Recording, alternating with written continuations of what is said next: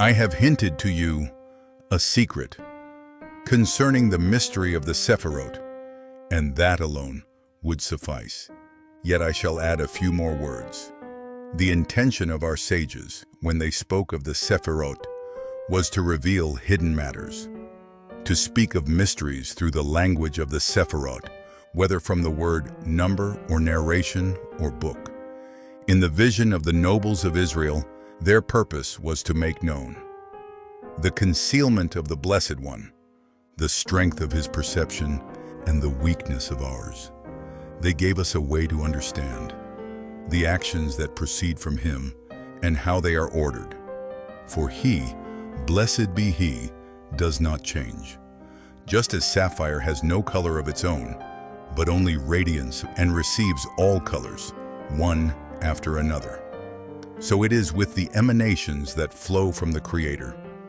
Thus, it is fitting to say 10 Sephirot from the word sapphire, or from number, as we have already explained its secret. Why 10? As the Sefer Yetzirah says, 10, which have no end. And they added something sublime. Their end is bound to their beginning. So too did the sages say. They named the Sephirot not, heaven forbid, as things apart from him, but to say the end of all things is intertwined with their beginning.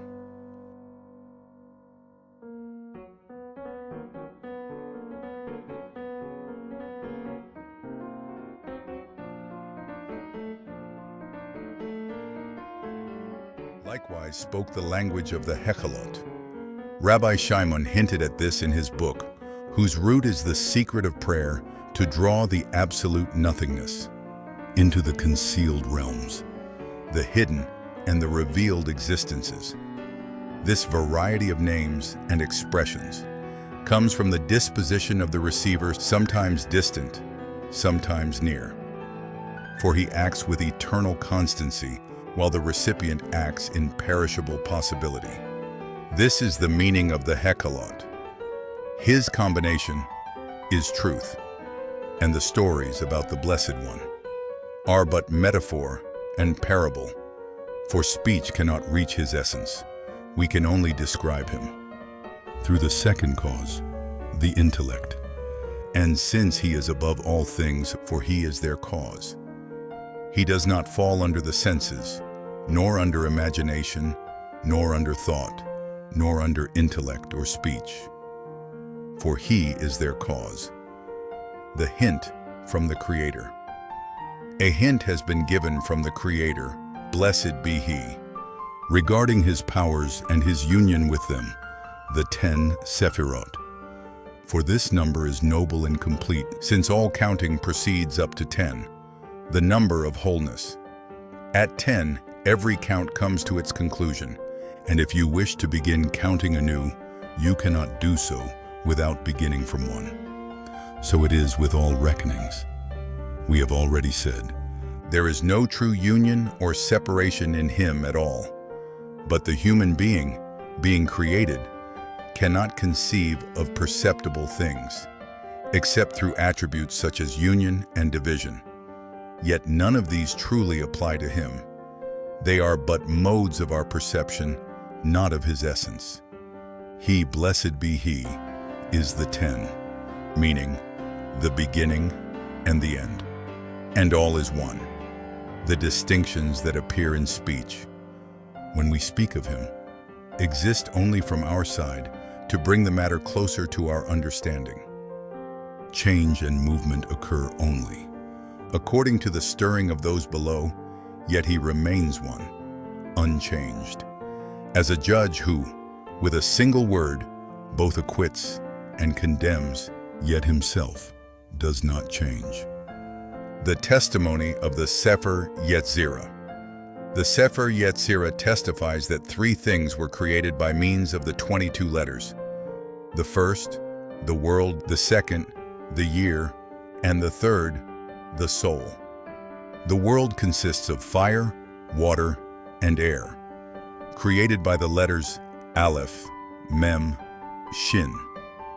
The 7 planets were created by Bet, Gimel, Dalet, Kaf, Pei, Resh, Tav.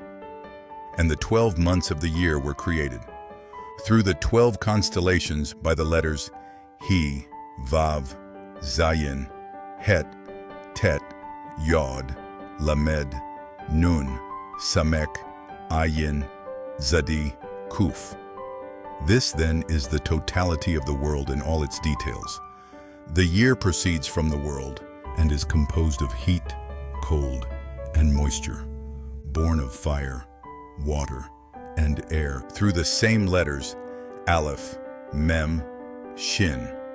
The 7 days of creation were formed from the 7 planets by the letters Bet, Gimel, Dalet, Kaf, Pei, Resh, Tav, and the 12 months from the 12 signs of the zodiac by He, Vav, Zayin, Het, Tet, Yod, Lamed, Nun, Samek, Ayin, Zadi, Kuf.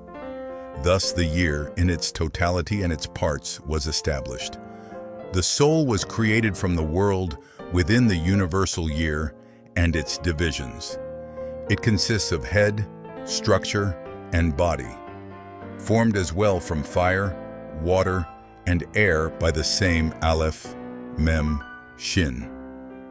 There are 10 gates, corresponding to the 10 celestial spheres, shaped by Bet, Gimel, Dalet, Kaf, Pei, Resh, Tav, and 12 guides parallel to the 12 constellations by He, Vav, Zayin, Het, Tet, Yod, Lamed, Nun, Samek, Ayin, Zadi, Kuf. The world and all that is in it are substantial. The year and its parts are accidental, and the soul and its members are corporeal. Among the nations called roots and foundations, 3 primordial things were also created: heaven, earth, and air. All 3 are bodies of the heavens, simple and clear, like fire; the earth, dense and turbid, like water; and the air, balanced and shared, like wind. Thus we have Aleph, Mem, Shin.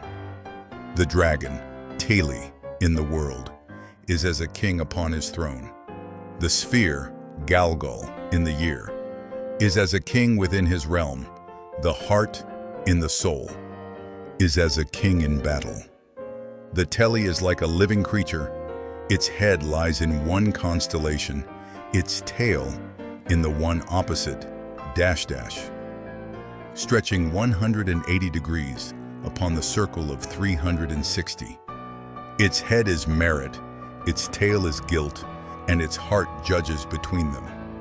The Galgal is circular with 2 extremes and a middle that mediates between them. And the soul is a single power added to the substance of the body, which moves the body by its essence, and moves with it accidentally. That power dwells in the heart. It is the form of the heart. Therefore the heart and the soul share one name.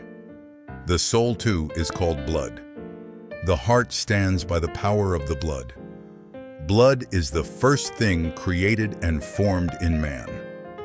Therefore Adam and Dam, man and blood, are bound by meaning. The letters divide into 3 groups. 3 are called mothers, Aleph, Mem, Shin. 7 are called doubles, Bet, Gimel, Dalet, Kaf, Pei, Resh, Tav, and 12 are called simples, He, Vav, Zayin, Het, Tet, Yod, Lamed, Nun, Samek, Ayin, Zadi, Kuf. The author of Sefer Yetzirah called them letters of foundation, for they are the foundation of speech. Through them all things were made. They are fixed in the wheel of Torah, and emerge through 231 gates, front and back. This is the highest of all celestial spheres, the first in rank and in being. All upper and lower worlds are governed by it. Of this it is written, By the word of the Lord were the heavens made, and by the breath of his mouth all their host. The author of the Sefer Yetzirah wrote, "The first Sephirah is one, the Spirit of the living God." And he said, "Voice, Spirit, and speech." This is the Ruach HaKodesh, the Holy Spirit. Whoever understands the essence of a created thing, in its three forms, book, writing, and story, which correspond to the heart, the mouth, and the scroll, will know how being flows from man, and will perceive its essence and the secret of its truth. From there, he will ascend to the knowledge of all things, the causes of existence, and he will understand them. Without the error of imagination, without conceiving falsehoods about his Creator. Then he will serve him with a true vision, for true service is the service of the heart. Know this also, that speech, dibur, is but radiance, for its root means guidance. The Aramaic translation renders, "And he led the flock behind the wilderness," as, "And he spoke with the flock." Thus medaber, one who speaks, also means one who leads. We have already explained that the division of letters is triple. 3 first, Aleph, Mem, Shin, 7 second, Bet, Gimel, Dalet, Kaf, Pei, Resh, Tav, and 12 third, He, Vav, Zayin, Het, Tet, Yod, Lamed, Nun, Samek, Ayin, Tzadi, Kuf. These are the 3 degrees of existence, elements, planets, and constellations, from which all things were created. Know further that their origin lies in the 5 points of articulation in the mouth, corresponding to the 4 elements, and the 5th, the celestial substance, the whole of the heavens and their motions. There are 10 motions corresponding to the 10 revolving spheres upon which the life of every living being depends. Yet the Blessed One is above all. He is the living, the eternal. The alphabet of the 22 letters is the fundamental alphabet. The alphabet of 27, which includes the final letters M, N, T's, Peepo, K, was revealed by the prophetic seers, containing the mystery of the redemptions as taught in the chapters of Rabbi Eliezer. Their number, 49, alludes to the 50 circuits, the 50 gates of understanding. Moses, our master, attained 49 of them. 1 was withheld. To this the verse alludes, "And you shall see my back." He showed him the knot of the tefillin, but the face and the jaw. The first 3 divine emanations hint at, "My face shall not be seen, for no man shall see me and live." Of this the sages said, "What is hidden from you, do not inquire." Thus lies the final distinction between divine speech and human speech, even between it and its nearest likeness, the understanding within the heart. For one receives and the other gives. That one receives through thought. He gives without letters, without thought at all. His thought flows through Sephirot without substance, as he himself is without substance. The hearts before him are as parchment before us, matter bearing the forms of letters drawn in ink. So too are hearts and souls before him, as parchment and ink, and the word that issues from him is the comprehension shaped as letters, engraved upon the tablets of the covenant, written on both sides, on this side and on that. Hence they are called front and back. For thus is the form of perception inwardly deep, outwardly radiant, the secret of the divine word in man. Because of this, the verbal power found in the human species, which is the most exalted faculty in all of this lower reality. It is said that man was created in the image of God and in the likeness of God. Through this power, it becomes possible for him to know his own essence, and thereby to know something of the divine essence. For he is in the image and likeness of that same form, just as the great cosmic sphere is in the image and likeness of man. And upon that form there appears, from above, the likeness of man, that is, the angels. Thus the human intellect, which is at once the understanding subject, the object understood, and the act of understanding, becomes a single thing, undivided in the act itself. Concerning this secret it is written, "This day we have seen that God speaks with man, and he lives. And likewise, you speak with us, and we will hear, but let not God speak with us, lest we die." If Moses speaks with them, imparting what is fitting for life, they live. But if the Eternal speaks directly, and they lack the capacity to bear his word, they die. So it was with Ben Azai, who gazed and died. For the speech of the Blessed One is radiance of light, as we have said. Know then that every person perfected in soul, body, and intellect has the divine presence with him. He bestows one single flow upon all, yet they differ according to their degrees. Since this divine influence is boundless, immeasurable in its giving, as the recipients are immeasurable in their number. When you consider all who have lived, who live now, and who will live, it follows that this divine effusion, which reaches man, is nearer to the infinite than the influence that descends upon the heavens. For the heavens, though luminous, are bodies, limited, bounded, and measurable. But the human intellect that endures beyond the body has no limit, and thus no measure.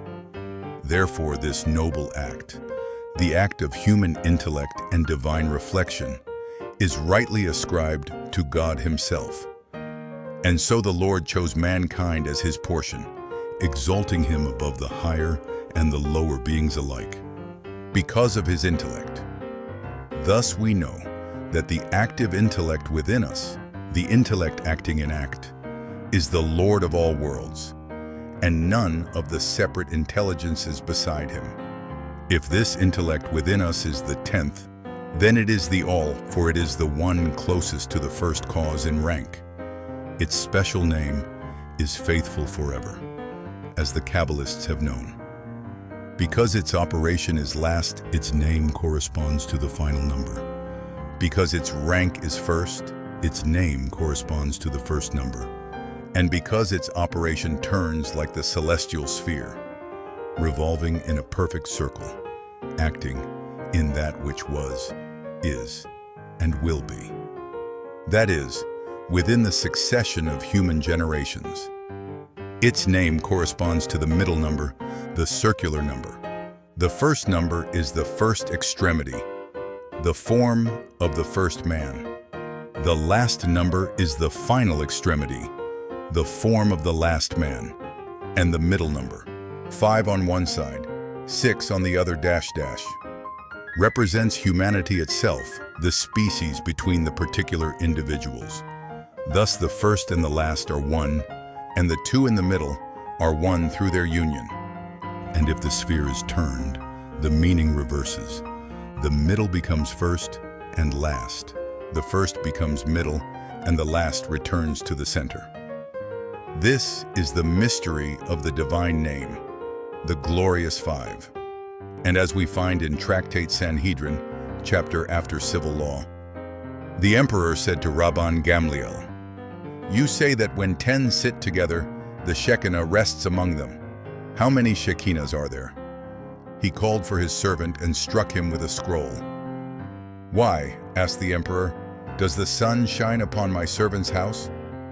Rabban Gamliel replied, "The sun shines upon the whole world, and if the sun which serves before the Holy One is good for all the world, how much more so the Shekinah, the matter of existence, or the matter of the name, is the letters, the matter of speech. Just as matter in creation exists in 5 places, in the four elements, and in the heavens. So speech exists in 5 parts of the mouth. And because some forms are particular and others universal, so too must motions be both general and particular. From the divine name itself, motion proceeds, general and particular alike. Therefore, the movement of the tongue and the movements of speech correspond to the 5 primal motions.